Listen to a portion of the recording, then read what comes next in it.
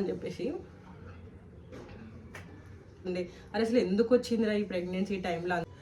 నేనేమో హాస్పిటల్ ఉన్నా, అనుష్కేమో ఇక్కడ చికెన్ పోక్స్ అయింది, వాడేమో ఇక వీడియో కాల్ చూస్తుండే అనమాట. నేను అది పుట్టడమే పన్నుతో పుట్టిందనమాట. కింద 2 టీత్స్ వచ్చాయి అనమాట. దాని చెయ్యి ఎంత ఉంటుండే అంటే చిన్నగా కింద అంత ఉంటుండే. దానికి ఎన్ని గుచ్చిండ్రంటే అది అందరు రూమ్లలో పిల్లలు ఉన్నారు, నా పక్కన బేబీ లేదని చెప్పేసి అది మస్తు బాధేసింది నాకైతే. Hello everyone, welcome back to our channel అండి. నేను మీ ప్రెగ్నెంట్ మళ్ళీ కొత్త వీడియోతో మీ ముందుకు వచ్చాను. ఈరోజు వీడియో ఏంటంటే నా సెకండ్ ప్రెగ్నెన్సీ జర్నీ మీతో షేర్ చేయాలనుకుంటున్నాను. ఎందుకంటే నేను కొన్ని మిస్టేక్స్ చేశాను, అది ఇప్పటికీ నేను రిగ్రెట్గా ఫీల్ అవుతూనే ఉంటాను. సో ఆ మిస్టేక్స్ మీరు ఎవరు చేయకూడదు, అది మీకు కొంచెం యూస్ఫుల్ అవుతుంది అన్న థాట్ తోటి ఈ వీడియో చేయాలనుకుంటున్నాను. యాక్చువల్గా ఎప్పటి నుంచో అనుకుంటున్నాను, బట్ టైం కుదరలేదు. సో ఇప్పటికి కుదిరింది, అందుకని చెప్పేసి ఇప్పుడు షేర్ చేస్తున్నానండి. సో వీడియో స్కిప్ చేయకుండా ఎండ్ వరకు చూడండి. దీనివల్ల ఒక 2-3 యూస్ఫుల్ అయినా కూడా ఐఎమ్ సో హ్యాపీ. అందుకోసం అని చెప్పేసి ఈ వీడియో షేర్ చేస్తున్నాను. యాక్చువల్గా నాది ఫస్ట్ ప్రెగ్నెన్సీ ఆడుతూ పాడుతూ అయిపోయింది అనమాట. అసలు నేను ప్రెగ్నెంట్ అన్న ఫీల్ లేకపోతుండే, ఇష్టం వచ్చినట్టు ఆడుతూ పాడుతూ అయిపోయింది. అప్పుడు నార్మల్ డెలివరీ అయింది నాకు. కానీ సెకండ్ ప్రెగ్నెన్సీలో నాకు చాలా కాంప్లికేషన్స్ వచ్చాయండి. సో అవి ఏంటి అనేది చెప్పి నేను క్లియర్గా చెప్తాను. సో వీడియో ఎండ్ వరకు చూడండి. యాక్చువల్గా నేను ప్రెగ్నెంట్ అని తెలియడానికి 1 వీక్ ముందు మేము చీరాలు వెళ్ళామన్నమాట. చీరాలు కూడా అసలు అనుకోకుండా ప్లాన్ చేసుకున్నామండి. అంటే ఎప్పటి నుంచో అనుకుంటున్నాం వెళ్ళాలని, బట్ ఏదో ఒక రీజన్ వల్ల పోస్ట్పోన్ అవుతూనే వస్తుంది. ఫ్రెండ్స్తో అంటే మీకు తెలిసిందే కదా, ఒకరికి అందరూ ఒప్పుకునే తర్వాత ఎవరో ఒకరు అట్లా మాకు పోస్ట్పోన్ అవుతూ వస్తుంది. ఊరికైనా చాలు లేదు కలవడం అని చెప్పేసి గెట్ టుగెదర్ ప్లాన్ చేసుకున్నాం. ఒకరి ఇంట్లో కూర్చొని అట్లా గెట్ టుగెదర్ ప్లాన్ చేసుకుంటే అప్పటికప్పుడు డిసైడ్ అయిపోయాం అనమాట. వెళ్దాం చీరాలకి సార్, కంపల్సరీ అందరం ఉన్నాం కదా వెళ్దామని చెప్పేసి అనుకుని అప్పటికప్పుడు డిసైడ్ అయిపోయి నైట్ స్టార్ట్ అయ్యామో ఎర్లీ మార్నింగ్ స్టార్ట్ అయ్యామో అంత గుర్తులేదు. పొద్దున్నే వెహికల్ తీసుకొని, అంటే మనకి మన ఓన్ డ్రైవింగ్ తోటి వెహికల్స్ ఉంటాయి కదా, పెద్ద అందరం పట్టేలాగా ఒక వెహికల్ తీసుకొని స్టార్ట్ అయిపోయాం అనమాట. ఇక జర్నీ అయితే వర్ణనాతీతం అండి. ఎందుకంటే కొంతసేపు ముందు కొంతసేపు వెనకాల అసలు పిల్లలు, అంటే అప్పుడు అనుషు ఉండే, ఇంకా పుష్పాపు ఉండే, పిల్లలతోటి జర్నీ చుక్కలు కనిపించినాయి మాకైతే. బేసిక్గా ఇంత జర్నీ అప్పుడు నాకు ప్రెగ్నెంట్, అప్పటికే నేను కన్సీవ్, బట్ నాకు తెలియదు అది నేను ప్రెగ్నెంట్ అని. అంత సాహసాలు చేసి అక్కడికి వెళ్ళిన తర్వాత ఇక బీచ్లో మేము ఎగిరాం చూడండి. అసలు ఒక 4 అవర్స్, మినిమం 3 to 4 అవర్స్ ఎండ కొట్టే వరకు, పొద్దున సన్ రైజ్ కోసం వెళ్ళాం యాక్చువల్గా బీచ్కి. సన్ రైజ్ నుంచి 10-11 వరకు ఆడుతూనే ఉన్నాం, వాటర్లో ఆడుతూనే ఉన్నాం. అసలు మస్తు ఎంజాయ్ చేసినాం అనమాట. అట్లా అక్కడ స్టే చేసి వచ్చిన తర్వాత నాకు ఎందుకో డౌట్ వచ్చి అట్లా ఇంట్లోనే ప్రెగ్నెన్సీ కిట్తో చెక్ చేసుకున్నాను అనమాట. చెక్ చేసుకుంటే పాజిటివ్ వచ్చింది. బట్ నాకు భయం వేసింది, ఎందుకంటే అరే ఆ జర్నీ తలుచుకొని ప్లస్ ఆ బీచ్లో ఎట్లా ఎగిరాము అవన్నీ గుర్తు తెచ్చుకొని, అరే ఇందులో పాజిటివ్ వచ్చింది కానీ కన్ఫర్మ్ అవుతుందా కాదా అని కొంచెం భయం ఉండే అనమాట. సో ఈరోజు పొద్దున చెక్ చేసుకోగానే ఆ రోజు ఆఫ్టర్నూన్ హాస్పిటల్కి వెళ్ళామన్నమాట. వెళ్తే ఆమె చెక్ చేసి హార్ట్ బీట్ వచ్చేసింది, అంతా బాగానే ఉందని చెప్పేసి చెప్పింది. నేను అడిగా డాక్టర్ని, మేము ఇంట్లోనే ట్రిప్కి వెళ్ళాము 1 వీక్ బ్యాక్, ఏం కాదా అని చెప్పేసి అన్నా అనమాట. మస్తు ఎగిరాము, జర్నీ కూడా చాలా వేసాం, ఇష్టం వచ్చినట్టు కూర్చొని అట్లా ఇట్లా వేసామని చెప్పేసి చెప్పాను. చెప్తే అంత ఈజీగా వెళ్ళదమ్మా ప్రెగ్నెన్సీ, ఇట్లా ఎగిరినంత మాత్రాన దూకినంత మాత్రాన అయితే ఏం కాదు, నువ్వేం భయపడక అని చెప్పింది. అమ్మయ్య అనుకొని ఇంటికి వచ్చేసి తర్వాత NT స్కాన్ చేశారండి. అప్పుడు అంతా బాగానే ఉందని చెప్పారు. మళ్ళీ కొన్ని రోజులకు రెగ్యులర్ చెకప్కి వెళ్తాం కదా, 15 డేస్కు 1 మంత్కి అట్లా వెళ్తూ ఉంటాం కదా. వెళ్ళినప్పుడు ఆమె చూసి బేబీ కిందికి ఉంది, కొంచెం జాగ్రత్తగా ఉండాలి, సడన్గా కూర్చోవడం కానీ లేవడం కానీ కింద కూర్చోవడం కానీ చెయ్యొద్దు, అంటే ఎక్కువ ఎవరిని ఎత్తుకోవడం, బరువులు ఎత్తుకోవడం, ఆల్రెడీ మీకు ముందు బాబు ఉన్నారని చెప్తున్నారు కదా, సో అతన్ని క్యారీ చేయడం కానీ ఇట్లాంటివి ఏం చెయ్యొద్దు అని చెప్పింది అనమాట. జాగ్రత్తగా ఉండాలి, ఎందుకంటే బ్లీడింగ్ అయ్యే ఛాన్సెస్ ఉన్నాయని చెప్పేసి చెప్పింది. అట్లా నేను జాగ్రత్తగా ఉన్నా, అంటే కొంచెం మనుషులు ఎత్తుకోకపోవడము, కింద కూర్చోకుండా ఉండడం, అట్లా ఉంటుండే అనమాట. అంతా మంచిగా ఉంది. మళ్ళీ చెకప్కి వెళ్తే ఓకే మంచిగా ఉంది, బేబీ పైకి వచ్చింది, ఇప్పుడు ఓకే అని చెప్పేసి చెప్పింది అనమాట. తర్వాత మళ్ళీ మనకి టిఫా స్కాన్ ఉంటుంది కదా, అప్పుడు వెళ్ళాం. అప్పుడు వెళ్తే ఉమ్మ నీరు తక్కువ ఉంది అని చెప్పేసి అన్నది అనమాట. అందరికీ మామూలుగా చాలా మందికి ఇష్యూ ఫేస్ చేస్తున్నారు, ఉమ్మ నీరు తగ్గిపోవడం, అట్లా ఇట్లా వాటర్ బాగా తీసుకోవాలి అని చెప్పేసి ట్యాబ్లెట్స్ ఇచ్చింది ఆమె. షార్ట్స్ ఇవ్వలేదు నాకు, ఫస్ట్ ట్యాబ్లెట్స్ ఇచ్చింది. ఒక 15 డేస్ 1 మంత్ వాడి వద్దాము, పెరుగుతుండొచ్చు అని చెప్పేసి ఇచ్చింది అనమాట. తర్వాత ఆమె చెప్పిన టైంకి మళ్ళీ వెళ్ళామండి. వెళ్తే పెరగలేదు, తగ్గిందని చెప్పింది.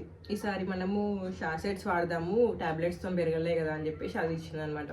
అవి ఒక 15 డేస్ ఇచ్చింది. 15 డేస్ ఇచ్చింది. మళ్ళీ తర్వాత వెళ్ళినా కూడా పెరగలేదు. అరే ఎందుకు ఇట్లా అవుతుంది, ఎందుకు పెరగట్లేదు, నేను వాటర్ బాగానే తీసుకుంటున్నా, బేసిక్గా నేను వాటర్ చాలా ఎక్కువ తాగుతాను అనమాట. అంత మంచిగానే ఉంది కదా అడిగిన, వాటర్ లేకపోతే ఉమ్మనీరు తగ్గుతుంది అంటే లేదు, చాలా రీజన్స్ ఉంటాయి ఉమ్మనీరు తగ్గడానికి అని చెప్పేసి ఆమె చెప్పింది అనమాట. ఆ తర్వాత మనకి అవి డిప్స్ పెట్టినమాట, సెలైన్ లెక్కనే ఉండే, నాకు వాటి పేరు సడన్గా కరెక్ట్గా తెలియదు. 2 డేస్కి ఒకసారి వచ్చి ఎక్కించుకోవాలని చెప్పేసి చెప్పింది అనమాట. అట్లా అవి కూడా ఒక 2 వీక్స్ ట్రై చేసామన్నమాట.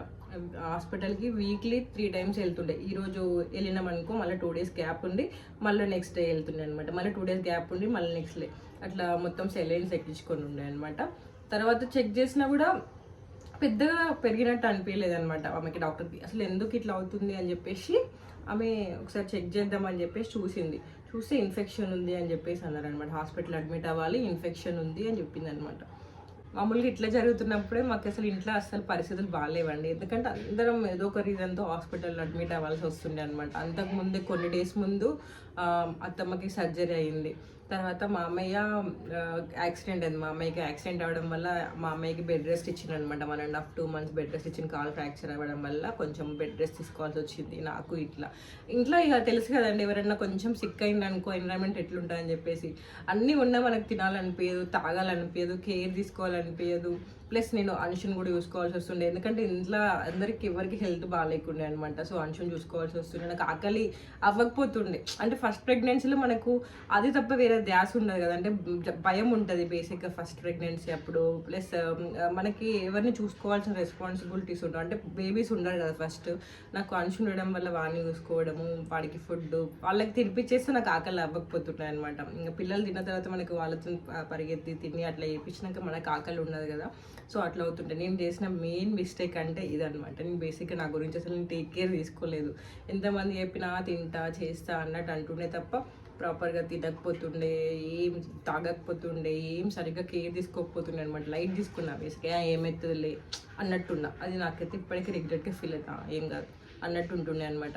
అంటే నేను ఫస్ట్ ప్రెగ్నెన్సీ నాకు చాలా ఈజీగా అయిపోయిందండి. అందుకని చెప్పేసి ఏం కాదులే అలా చూసినాం కదా అన్నట్టు ఉండే. ఎవ్రీ ప్రెగ్నెన్సీ డిఫరెంట్ కదా, నాకు తర్వాత తెలిసి వచ్చింది అట్లా ఉంటుండే. ప్లస్ ఇంటికి మన ఇంట్లో సిక్ ఉన్నారంటే చూడడానికి రిలేటివ్స్, ఫ్రెండ్స్ అందరూ వస్తూ ఉంటారు కదా, అత్తమ్మ కోసం, మామయ్య కోసం ఎవరో ఒకరు వస్తుంటుండే. ఇంటికి వచ్చిన వాళ్ళందరూ ఇక ఒక పర్సన్ ఉన్నాడంటే అన్ని విషయాలు వస్తూ ఉంటాయి కదా. అంటే మా ఇంటి పక్కల కూడా ఇట్లా అయింది, వాళ్ళ ఇంటి పక్కల కూడా ఇట్లా అయింది.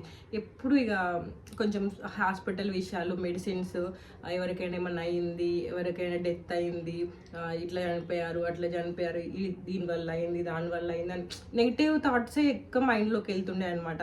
అంటే నెగిటివిటీ ఎక్కువ వస్తుండే నా బ్రెయిన్లోకి. ఎంత ఆలోచించద్దు అనుకున్నా, ఎంత చేయొద్దు అనుకున్నా నాకు అవే వస్తుండే అనమాట.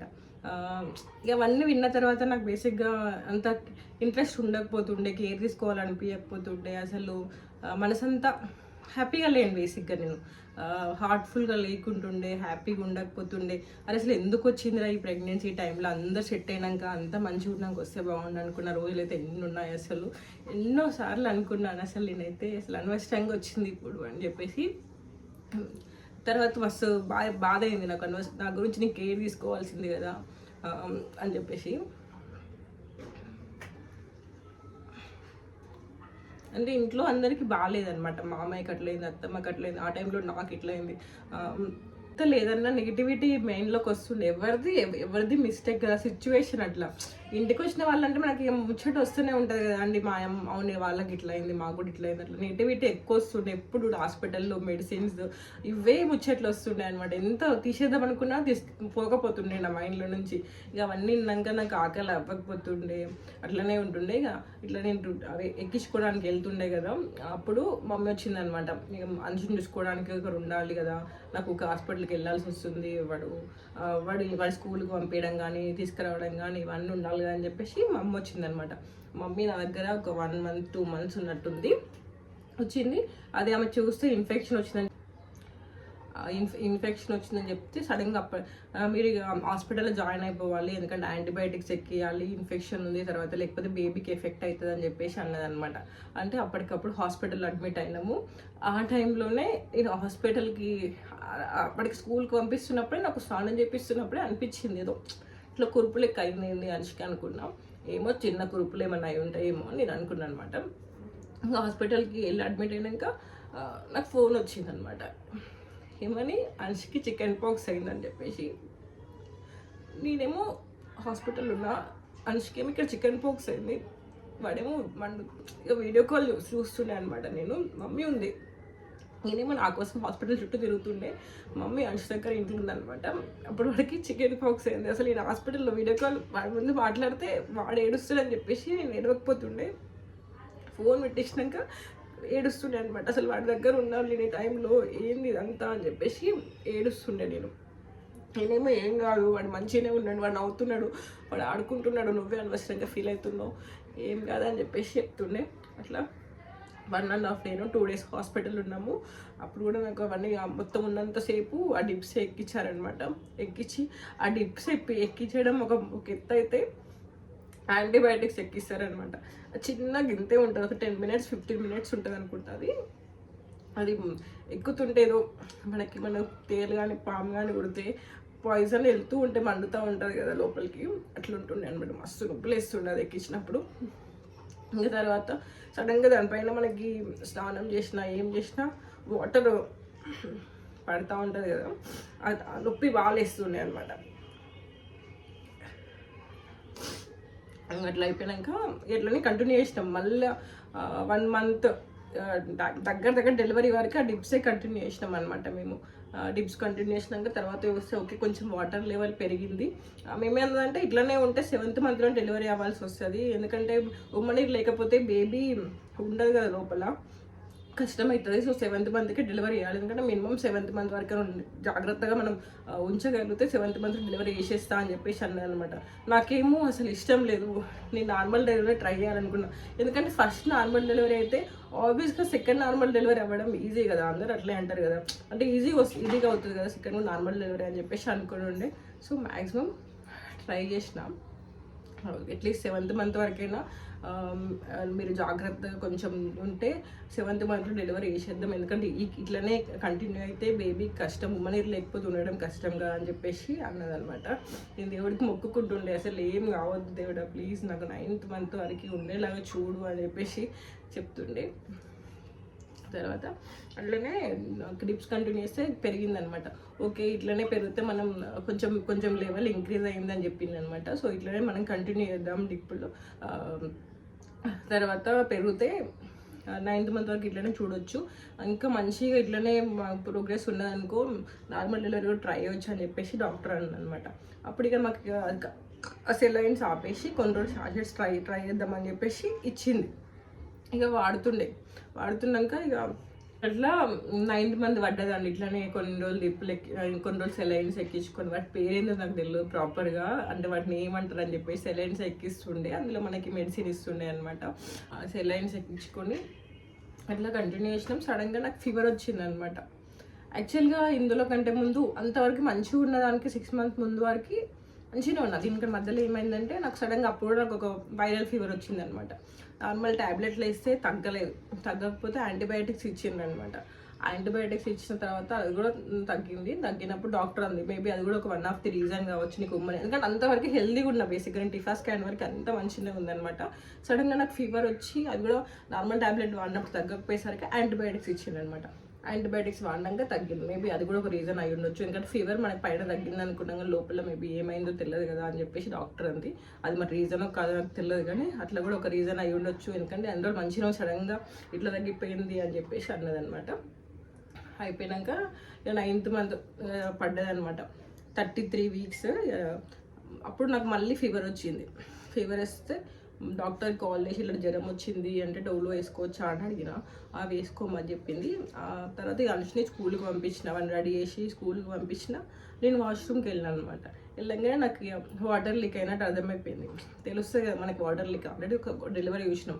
అప్పుడు కూడా నేను వాటర్ లీక్ అయినాక వెళ్ళిన కార్లో. నేను హాస్పిటల్కి వెళ్ళేసాక మమ్మీ వాళ్ళ ఇంట్లో ఉండే ఫస్ట్ డెలివరీ అప్పుడు, కరోనా టైం లాక్డౌన్ ఉంటుండే. అప్పుడు కూడా మాకు 1 hour జర్నీ ఉంటుండే కార్లో. అప్పుడు కూడా నేను మొత్తం వెళ్ళేసరికి వాటర్ అంతా కార్లోనే లీక్ అయిపోయింది. అప్పుడు కూడా ఆమె కష్టం, నార్మల్ డెలివరీ బాబు మెల్లో చేసుకున్నాడు, ఇంకా వాటర్ మొత్తం లీక్ అయినాయని చెప్పింది. బట్ నాకు తెలుసు నాకు నార్మల్ డెలివరీ అవుతుందని చెప్పేసి చాలా గొడవ పడి నార్మల్ డెలివరీ వేయించుకున్నప్పుడు నేను ఆ వీడియో కూడా నేను అప్లోడ్ చేశాను. ఎందుకంటే ఆమె కూడా నాకు అప్పుడు కష్టం, ఎందుకంటే ఉమ్మనీరంతా వెళ్ళిపోయిందని చెప్పేసింది. బట్ నాకు తెలుసు నేను అంత హెల్తీనే ఉన్నాను, ఏం కాదని చెప్పేసి నార్మల్ డెలివరీ వేయించుకున్నా.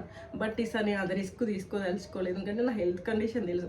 లిటరల్గా నాకు హాస్పిటల్కి చెకప్స్కి వెళ్ళాలంటే భయం వేస్తుండే. అరే ఏం చెప్తారో, ఎప్పుడు వెళ్తే ఏం చెప్తారో, ఎప్పుడు వెళ్తే ఏం చెప్తారో అని చెప్పేసి భయం వేస్తుండే. ఊరికి హాస్పిటల్ చుట్టూ తిరుగుడు అయిపోయింది. సడన్గా పొద్దున వాళ్ళ స్కూల్కి పంపించినాక చూసుకున్నా, 9 o'clock అట్లా చూసుకుంటే ఉమ్మ నీరు వాటర్ లీక్ అయిపోయింది అనమాట. వాటర్ లీక్ అవుతుందని కాల్ చేస్తే డాక్టర్ రండి హాస్పిటల్కి చూద్దామని చెప్పేసి అన్నదనమాట. చూసి ఓపెన్ అయిపోయింది, హాస్పిటల్ అడ్మిట్ అవ్వాలి, మీరు ఇంటికి వెళ్ళే టైం కూడా లేదు, ఇప్పటికిప్పుడు జాయిన్ అయిపోవాలి, మీ ఏమన్నా ఉంటే ఇంట్లో వాళ్ళని తీసుకురమ్మని చెప్పండి అని చెప్పింది. బట్ నేను అప్పటి వరకు అమీర్పేట్ జాయ్ హాస్పిటల్లో చూపించుకుంటుండే అనమాట. ఇక్కడ మనకి NICU ఫెసిలిటీ అంతా మంచిగా లేదు, ఇప్పటికిప్పుడు డెలివరీ చేయాలి కాబట్టి అంకురాలో మంచిగా ఉంది NICU అని చెప్పేసి అక్కడ నేనే ట్రీట్ చేస్తా అని చెప్పి డాక్టర్ సజెస్ట్ చేస్తే బైక్ మీద వెళ్ళినాం. లిటరల్గా బైక్ మీద పోయి ఉండే హాస్పిటల్కి, బైక్ పైన అంకురాకి వెళ్తున్నాం. ఇక నాకు అర్థమైపోతుంది బైక్ మీద వెళ్తుంటే వాటర్ లీక్ అవుతుంది అనమాట, అర్థమైపోతుంది. అట్లనే వెళ్ళి జాయిన్ అయినాక C-section చేసిండు అనమాట. నార్మల్ డెలివరీ ట్రై చేయలేదు, నేను ట్రై చేస్తా అన్నప్పుడు డాక్టర్ వద్దు, రిస్క్ వద్దు, ఎందుకంటే ఆల్రెడీ ఉమ్మని అంతా లీక్ అయిపోయింది కదా, వద్దు అని చెప్పేసి అంటే ఇంకా C-section ట్రై చేసి ఉండే మేము. బేబీ C-section అంటే తొందరగా వచ్చేస్తుంది కదా, ఒక 15 minutesలో బయటకు వచ్చింది. ఆమె నాకు చూపించింది, చూడంగానే అమ్మయ్య అనుకున్నా. బేసిక్గా కొంచెం భయం ఉంటుండే, అంటే 9th month పడంగానే కదా, కొందరు ఏమంటారు లంగ్స్ ఇంకా ఓపెన్ అవ్వవు అట్లా ఇట్లా చెప్తుండే, బయటకి ఇట్లా నాకు చెప్తుండే. నేను డాక్టర్ నాకు భయం ఉండేది ఒకటి, డాక్టర్ చూడంగానే ఇప్పుడు ఎంత హెల్తీగా ఉందో, ఏం కాలేదు, అంత బాగుంది, లంగ్స్కి ఇట్లా అన్నీ డెవలప్ అయినాయి, చూడు ఎంత బాగా ఏడుస్తుందో, జస్ట్ అండర్ వెయిట్ పుట్టింది, ఒక 2 days మనము NICUలో పెట్టాలని చెప్పింది అనమాట, బాక్స్లో పెట్టాలని చెప్పేసి అన్నది. అది 2 kgs పుట్టింది అనమాట. అప్పుడు 33 weeksకి 2 kgs పుట్టింది, అంతా బాగానే ఉంది, పార్ట్స్ అన్నీ మంచిగా డెవలప్ అయినాయి, ఏం కాదు, నువ్వు టెన్షన్ ఏం పెట్టుకోకు, జస్ట్ వెయిట్ కోసం మనము NICUలో పెట్టాలని చెప్పేసి అన్నారు. అట్లా దాన్ని NICUలో పెట్టుంటే ఇంకా 2 hours ఒకసారి వెళ్ళి ఫీడింగ్ ఇస్తుండే అనమాట. 2 hours ఒకసారి వెళ్ళి ఫోన్ చేస్తుండే వాళ్ళు, మనం జస్ట్ వెళ్ళి వాళ్ళకి అది గుగ్గిన్ ఉంటుంది కదా, దాంతో పాలు తాపియాలి. దాన్ని పుట్టగానే తీసుకొచ్చి నాకు క్లీన్ చేయగానే నాకే చూపించి నాతో కిస్ చేయించారనమాట. కిస్ చేశాక తీసుకెళ్ళిపోయారు. తర్వాత తీసుకెళ్ళి NICUలో పెట్టారు, నన్ను ICUలో షిఫ్ట్ చేశారు. ఇంకా ICUలో ఉన్న తర్వాత నైట్ మొత్తం దానికి వాళ్ళే చూసుకున్నారు. నేను ICUలో ఉంది కాబట్టి నాకు ఫీడింగ్ ఇవ్వడానికి ఇట్లా ఏమి ఇవ్వలేదు వాళ్ళు. తర్వాత లేచాక నేను ఆయామ్ అంటుండే, ఆ వార్డులో ఉన్న వాళ్ళలో నేనే ఫస్ట్ లేచి అందరు నేను వాష్రూమ్కి వెళ్ళాను అనమాట. అందరూ అసలు లేవరు, నువ్వు అసలు భలే లేసావదంటే నాకు ఏమంత అనిపించలేదు. బేసిక్గా నార్మల్ డెలివరీ అప్పుడు మస్తు పెయిన్స్ ఉండే నాకు, C-section అప్పుడు కొంచెం కంపేర్ టు దానికంటే ఇది బెటర్ అనిపించింది. వెళ్ళిన తర్వాత ఇక వాళ్ళు నన్ను రూమ్ షిఫ్ట్ చేశారనమాట. ఆ రోజు రూమ్కి షిఫ్ట్ చేసినాక ఇంకా NICUకి 2 hours ఒకసారి NICUకి వెళ్ళి మనం ఫీడ్ చేస్తూ ఉండాలి వాళ్ళకి. అంటే అప్పటికి మనకి ఇంకా మిల్క్ రాదు కాబట్టి ఉగ్గు గిన్నె ఇస్తుండే, ఫామ్లో మిల్క్ ఇస్తుండే అనమాట. వాళ్ళు మనకి ప్రాక్టీస్ చేపిస్తుండే ఇట్లా పాలు తప్పియాలి. ఎందుకంటే అండర్ 2 kgs అంటే చాలా తక్కువ ఉంటుంది, అది పట్టుకోవాలంటే భయం వేస్తుండే, వేస్ట్ దాన్ని పట్టుకోవాలంటే ఇట్లా పట్టుకొని ఇట్లా పాలు తాపిస్తుండేదో పిల్లని పట్టుకున్న ఫీల్ వస్తుండే. నాకైతే మస్తు బాధేసింది అట్లా దాన్ని చూసి. అరే నేను కొంచెం జాగ్రత్తగా ఉంటే ఈరోజు నా బిడ్డకి ఇట్లా ఉంటుండే కాదు కదా, మంచిగా హెల్తీగా, అంటే ఆల్రెడీ హెల్తీగా వెయిట్ మంచిగా ప్రాపర్ వెయిట్తో పుడుతుండే, దానికి ఇట్లా బాక్స్లో పెట్టాల్సిన అవసరం రాకపోతుండే, నా దగ్గరే ఉంటుండే కదా. ఇట్లా 2 గంటలకు ఒకసారి వచ్చి దాన్ని చూసుకొని అంతా చేసుడు ఏందని అనిపించింది. నిజంగా నా పైన నాకు మస్తు కోపం వచ్చింది. అందరూ నన్ను పాపం మంచిగానే చూసుకున్నారు, అన్ని టైంకి తిను అది చేయి. మా అత్తమ్మకి మా అమ్మకి అంత చేత కాకపోయినా కూడా పాపం వాళ్ళు టేక్ కేర్ చేస్తుండే. బట్ నేనే పిచ్చిదాని లెక్క ఆలోచిస్తుండే, ప్రాపర్గా తీసుకోకపోతున్నా, ఏం కాదు, ఏమవుతుంది, ఏం కాదు అని అనుకుంటుండే అనమాట. అదే చెప్తున్నాను, మీకు ఇంట్లో సిచ్యువేషన్స్ ఏదైనా, మీ కండిషన్స్ ఎట్లున్నా కూడా ప్రెగ్నెన్సీ టైంలో మీరు ప్రాపర్ కేర్ తీసుకోవాలండి. ఎందుకంటే అది తర్వాత అర్థమైపోతుంది, ఎందుకంటే అప్పుడు రిగ్రెట్ అవ్వద్దు. నేను NICUలో దాన్ని చూసినప్పుడు అయితే మస్తు రిగ్రెట్ అయినా, మస్తు బాధేస్తుండే అనమాట అట్లా దాన్ని వెళ్ళి చూస్తుంటే. ఇంకా అందులో ఒకటి నైట్ రూమ్లో పడుకుంటాం కదా మామూలుగా, పక్క వార్డులలో పిల్లల ఏడుపులు వినిపిస్తుండే అనమాట. అందరు రూమ్లలో పిల్లలు ఉన్నారు, నా పక్కన బేబీ లేదని చెప్పేసి అది మస్తు బాధేసింది నాకైతే. నేను ఒక్కదాన్ని అంటే నాతో పాటు హస్బెండ్ ఉంటుండే, బట్ బేబీ ఉండకపోతుండే పక్కన. అందరి వార్డ్స్లలో పిల్లలు ఏడుస్తుండే వినిపిస్తుండే, బట్ నా దగ్గర మాత్రం బేబీ లేదు. అది కూడా మస్తు బాధపడ్డా నేను అప్పుడు. అరే నేను ఎందుకు ఇట్లా వేసుకున్నా, నా అందరు నేనే వేసుకున్నా అనిపించింది. దాంట్లో నా తప్పు ఎంత ఉందో నాకు తెలియదు, కానీ నాకైతే అనిపిస్తుంది నేనే పెద్ద మిస్టేక్. అంటే ప్రాపర్ కేర్ తీసుకోలేదు. మనం ఎంత తిన్నా కూడా హ్యాపీగా లేకపోతే అది కూడా వేస్టే అండి. సో అందుకే వీలైనంత వరకు అన్ని టెన్షన్స్ పక్కన పెట్టుకొని హ్యాపీగా ఉండాలి, మీ గురించి మీరు కేర్ తీసుకోవాలి. ఇది నేను చెప్పేది అందరికీ. నేను చేసిన మిస్టేక్ మీరు చేయొద్దు. మీ సిచ్యువేషన్ ఎట్లున్నా కూడా హ్యాపీగా ఉండడానికి ట్రై చేయండి. మీకు అక్కడ ఇప్పుడు ఆ డిస్కషన్ నచ్చట్లేదు అని అంటే అక్కడే కూర్చొని ఆ డిస్కషన్ మీరు కంటిన్యూ చేయొద్దు, మీరు వినొద్దు. నాకు ఆ థాట్స్ నా దగ్గరికి రావద్దు అనుకున్నప్పుడు అక్కడ నుంచి మాకు బయటికి వెళ్ళిపోండి. అని పక్కకి వెళ్ళి కొంచెం వాకింగ్ చేసుకోవడం కానీ, లేకపోతే మీకు నచ్చిన పని చేసుకోవడం కానీ అట్లా చేస్తూ ఉండండి. అండ్ నచ్చకపోయినా ప్రాపర్ ఫుడ్ తీసుకోవాలి, టైంకి ఫుడ్ తీసుకోవాలి, ప్రాపర్ కేర్ తీసుకోవాలి. ఎందుకంటే తర్వాత మళ్ళీ రిగ్రెట్ అవుతాం. నేనైనా కాబట్టి నేను ఎక్స్పీరియన్స్ చెప్తున్నా. కొందరి కేసు వేరు, వాళ్ళు ఎంత కష్టపడ్డా కొందరికి కాంప్లికేషన్స్ వస్తూనే ఉంటాయి. మనం చేతులారా కాంప్లికేషన్స్ తెచ్చుకోవద్దు అనేది నా ఒపీనియన్ అనమాట. నాకైతే నిజంగా పక్క వాళ్ళల్లో పిల్లల ఏడుపులు వినిపిస్తుండి, నా దగ్గర బేబీ లేదు నేనే వేసుకున్నా ఇదంతా అని చెప్పేసి ఏడుస్తుండే. నేనేమో అట్లా ఏం కాదు, నువ్వు ఎందుకు అనవసరంగా ఫీల్ అవుతున్నావు, మంచిగా ఉంది, అది హెల్తీగా ఉంది, దానికి హ్యాపీగా ఫీల్ అవ్వు, దీనికి ఏడుస్తారా అని చెప్పేసి అంటుండే. ఎందుకంటే అప్పుడే అన్న ఆపరేషన్కి ఇట్లా ఇంకా తల్లి వస్తుంది, ఇవంతా ఎందుకు అని చెప్పేసి అంటుండే. ఎవరిని అలో చేయకపోతుండే ఎన్ఎస్సీలకి, ఓన్లీ పేరెంట్స్ని అలో చేస్తుండే. 2 అవర్స్కి ఒకసారి వెళ్ళి మనం వాళ్ళ పైన మన టచ్ తగిలితే వాళ్ళ వెయిట్ తొందరగా గెయిన్ అవుతారని చెప్పేసి పిలుస్తుండే అనమాట. అట్లా మేము ఇద్దరం, ఆయన కొంతసేపు వెళ్ళి మీద పడుకోబెట్టుకొని వస్తుండే, నేను కొంతసేపు వెళ్ళి మీద పడుకొని వస్తుండే. కానీ వాళ్ళు ఫీడింగ్ ఇవ్వనియకపోతుండే, అంటే ఇట్లా సక్ చేయనియకపోతుండే అనమాట. ఎందుకంటే వాళ్ళకి ఇప్పుడే అలవాటు కాదు, వద్దు అని చెప్పేసి చెప్తుండే. బట్ నేనేంటంటే వాళ్ళు సక్ చేస్తేనే మిల్క్ వస్తుంది కదా బేబీస్కి అని చెప్పేసి ట్రై చేస్తాను నేను. నాకేం అట్లా తాపియ బుద్ధి కాకపోతుండే, ఇట్లా పట్టుకొని ఇట్లా తాపిస్తే బాధిస్తుండే నాకు, అట్లా తాపియ బుద్ధి కాకపోతుండే. సో నాకు అట్లా పర్మిషన్ లేదండి, ఎన్ఐసీలో అట్లా ఇవ్వము, ఇట్లనే మీరు తాపియాలి, రూమ్కి షిఫ్ట్ చేసినాకనే అట్లా మీరు చేయడానికి ఉంటుంది. కానీ అప్పుడు నాకు జాండీస్ కూడా వచ్చిందనమాట. సో ఎన్ని డేస్ ఎన్ఐసీలో ఉండాలో తెలీదు. చేసి మళ్ళీ దాని చెయ్యి ఎంత ఉంటుండే అంటే చిన్నగా కింద ఉంటుండే, దానికి ఎన్ని గుచ్చిండ్రంటే అది దాన్ని చేయకంటే వాడు దాని పైకి ఇచ్చిన సెలైన్ పెట్టడానికి, బ్లడ్ తీయడం కోసం ఒకటి పైప్ లాంటిది పెడతారు కదా, దాన్ని ఏమంటారు, కెనాల్ సంథింగ్ ఏదో అంటారు, అది పెడుతుండే. అది చూసినప్పుడైతే బస్సు బాధేస్తుండే నాకు. దాని చెయ్యి ఎంత ఉంది, ఇదంతా ఏంది అసలు, ఎందుకు ఇదంతా అయింది అంతా మస్తు తిట్టుకున్నా. నా జీవితంలో నన్ను అంత తిట్టుకోలే. అది కొట్టినాక అది నా కండిషన్లో చూసి దాని చేతికి ఏంది అంతా ఓకే 2 hours 3 hours కోసం వచ్చి బ్లడ్ టెస్ట్ చేస్తుండే, దానికి తీసుకెళ్ళి అది ఎంత ఉందండి, ఇంత అంత ఉంటుండే అసలు. దాంతోపాటు అది పుట్టడమే పన్నుతో పుట్టిందనమాట, కింద 2 teeth వచ్చాయి అనమాట. అది అట్లా పుడతారంట కొందరికి, 1000 మందిలో ఒకరికి అట్లా పుడతారంట. దానికి అట్లా అవి కూడా వచ్చినాయి అనమాట. అదొక నొప్పి. డాక్టర్ ఏమన్నాడు, అవి ఎక్కువ రోజులు ఉండవు, ఊడిపోతాయి, కొంచెం ఊగినప్పుడు చెప్పండి తీసేస్తామని చెప్పిండు అనమాట. దానికి అదొక పెయిన్ అట్లా అయింది. నాకైతే చేతి చూసినప్పుడు అయితే మస్తు బాధేసింది. ఎందుకంటే దాని చెయ్యి గింతే ఉంటుండే, దానిపైన అంతా పెట్టి ఊరికే బ్లడ్ టెస్ట్ చేస్తుండే. దానికి అట్లప్పుడే జాండీస్ వచ్చింది, అవన్నీ చెక్ చేస్తుండే. నేను నాకు డెలివరీ చేసిన డాక్టర్కి కాల్ చేసి నేను ఫీడింగ్ ఇస్తాను, అలవాటు చేస్తాను కొంచెం అని చెప్పేసి అంటే మేము పర్మిషన్ ఇచ్చి వాళ్ళతో కాల్ మాట్లాడిపించి ఓకే తనకు బేబీని ఇవ్వండి, ట్రైన్ అయితే ఉంటుంది బేబీకి కూడా అని చెప్పేసి అన్నదనమాట. అట్లా నేను వాళ్ళు 2 hours కోసం వెళ్ళినప్పుడు నేను నా ఫీడింగ్ అట్లా అలవాటు చేస్తుండే. నాకు వచ్చిన మిల్క్ సప్లైనే అందులో పోసి అది కూడా తాపిస్తుండే, 2 రకాలు. కొంచెం బేబీకి అలవాటు అవ్వాలి మమ్మీ దగ్గర అని చెప్పేసి అలవాటు చేస్తుండే అనమాట సకింగ్. అట్లా చేసినాక లక్కీలీ నేను హాస్పిటల్ నుంచి డిశ్చార్జ్ అయ్యేసరికి దానికి అసలు ఫార్ములా మిల్కే వాడలేదండి, మొత్తం నా మిల్కే ప్లస్ నా దగ్గర ఫీడ్ చేస్తుండే. అది గిన్నెలో పోసి తాపించి మొత్తం మానేసిన. ఒక 2 days 3 days ఉన్నట్టు నా హాస్పిటల్లో. నేను డిశ్చార్జ్ అయ్యేసరికి మొత్తం నా దగ్గరే పాలు తాగుతుండే అనమాట. అది అసలు ఎవరికి అలా నేనే ఫస్ట్ అట్లా ఉన్న వాళ్ళందరూ వచ్చి తాపించి వెళ్ళిపోతుండే. బట్ నేను మాత్రం వాళ్ళు పిలవకపోయినా 2 hours అయిందంటే నేను వెళ్ళేసి తాపిచ్చేసి వస్తుండే అనమాట పాలు. మొత్తం అయ్యేసరికి మా డాక్టర్ అన్నాడు, చెకప్ చేస్తారు కదా, అసలు ఎంత తొందరగా మీరు అలవాటు చేసిర్రు బేబీకి పాలు ఇవ్వడం, అసలు చాలా బాగా చేసింది అని చెప్పేసి అంటుండే.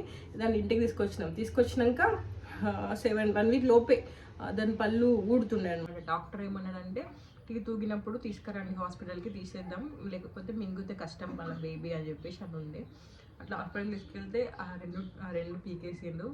ఎంతైనా నొప్పే కదండి అది, దానికైతే ఎన్ని బాధలు అనుభవించిందో అనిపిస్తుంది నాకు. ఆ పళ్ళు పీకేసినాక కొంచెం 2 days మళ్ళీ ఫీవరు అదంతా ఉంటుంది కదా, అట్లుంటుండే. అంతకుముందు హాస్పిటల్లో ఉన్నప్పుడు ఆ చేతికంతా అది పెట్టుకొని నాకైతే నిజంగా మస్తు బాధ అనిపించింది. నా పైన నాకు మస్తు కోపం వచ్చింది అనమాట.